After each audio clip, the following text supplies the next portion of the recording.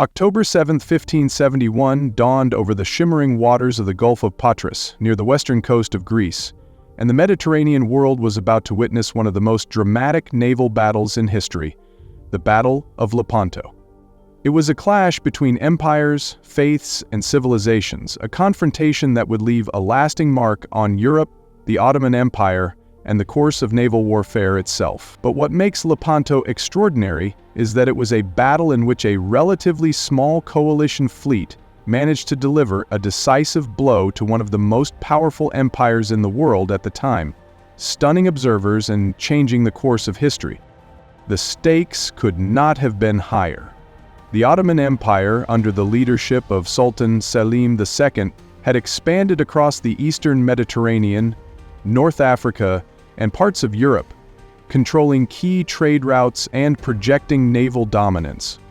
Their fleet, renowned for its size, discipline, and experience, was poised to push further into Europe and threaten Christian strongholds in Italy and the Mediterranean. Against this backdrop, the Holy League, a coalition of Christian maritime powers including Spain, Venice, and the Papal States, assembled a fleet under the command of Don John of Austria, the illegitimate son of Emperor Charles V. The coalition was vastly outnumbered, facing an Ottoman fleet of around 300 galleys and galleots, while the Holy League could muster only about 206 vessels. The odds were daunting, but Don John and his captains knew that failure would have dire consequences for the Christian world. The Holy League's fleet was a study in coordination and courage. Don John of Austria, only 24 years old, had to unify diverse forces: Spaniards, Venetians, Genoese, and Papal troops, each with their own languages, naval traditions, and command structures. Yet he achieved remarkable cohesion, dividing the fleet into three main squadrons with Venetian ships on one wing, Papal on the other, and Spanish vessels at the center. Each ship carried soldiers, trained for both naval maneuvering and close-quarters combat, equipped with cannons, crossbows, and boarding equipment. Their strategy emphasized coordination, disciplined formations, and the clever use of firepower, a sharp contrast to the Ottoman approach, which relied heavily on ramming and boarding maneuvers. The Ottomans, confident in their numerical superiority and seasoned crews, approached the battle with their typical aggressive tactics. Their fleet, commanded by Ali Pasha, was arranged in a crescent formation, designed to envelop the Holy League's smaller fleet. They planned to use their superior numbers to overwhelm Don John's ships, ram into them with massive galleys, and board them with elite Janissary troops. From the outset, it appeared the Holy League was in an unenviable position, caught between the formidable Ottoman crescent and the deadly currents of the Gulf of Patras.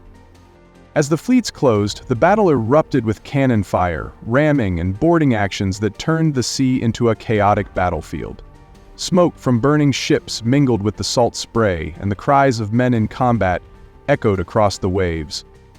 The Holy League's smaller, more maneuverable ships were able to hold formation, using disciplined volleys of cannon fire to break the momentum of the Ottoman advance. Don John's tactical brilliance shone through as he positioned his galleys to concentrate fire on the Ottoman wings while holding the center steady, preventing encirclement and inflicting maximum damage. One of the most remarkable elements of Lepanto was the effective use of artillery. Cannons, which had previously been secondary weapons in naval warfare dominated by ramming and boarding, played a decisive role. Holy League galleys were equipped with heavy guns, capable of damaging Ottoman ships before they could reach melee range. This innovative use of firepower, combined with disciplined formations and the timing of boarding actions, allowed a smaller force to neutralize the advantage of numbers. The battle became a brutal test of skill, endurance, and coordination, with each ship acting as a floating fortress, each crew fighting desperately to hold their line. The turning point came when the Holy League's left and right wings broke through the Ottoman flanks, surrounding parts of the crescent formation. Confusion and panic spread among Ottoman crews, who had underestimated the resolve and discipline of the Christian coalition.